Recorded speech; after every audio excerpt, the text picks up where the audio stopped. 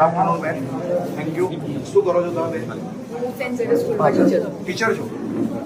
તમને લોડ પડ્યો હશે પણ લોકશાહીના પર્વને વધારે મજબૂત મારા હસબન્ડ પણ બીએડ છે. અમે બંને હસબન્ડ વાઈફે સાથે મળીને દેશ સેવા માટેનું કામ કર્યું છે. So we are proud of it.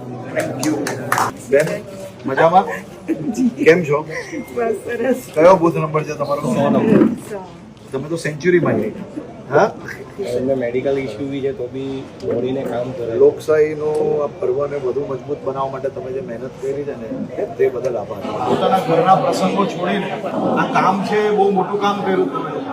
આનાથી આપણો દેશ વધુ મજબૂત થશે. વિસ્તારોથી આભાર માનવા આવ્યો.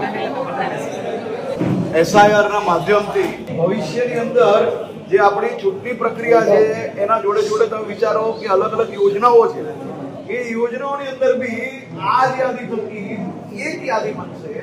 કોઈ બીજા રાજ્યથી અહીંયા બી હોય, બીજા રાજ્યમાં બી નામ હોય, અહીંયા બી નામ હોય, બધી જ જગ્યા પર જો નામ બોલાતા હોય તો એની બદલે એક જ પ્રક્રિયામાં આવશે તો આપણે લોકશાહીને કેટલો મોટો ફાયદો થશે. અને એ લોકશાહીને મજબૂત કરવાનું કામ તમે સૌએ કર્યું છે. એટલે તમે અમારા હીરો છો દેશના. તમે કેમ છો? હું તો મજામાં છું. તમારા કે તમે અમને મળવા આવ્યા. આવું જ પડે ને.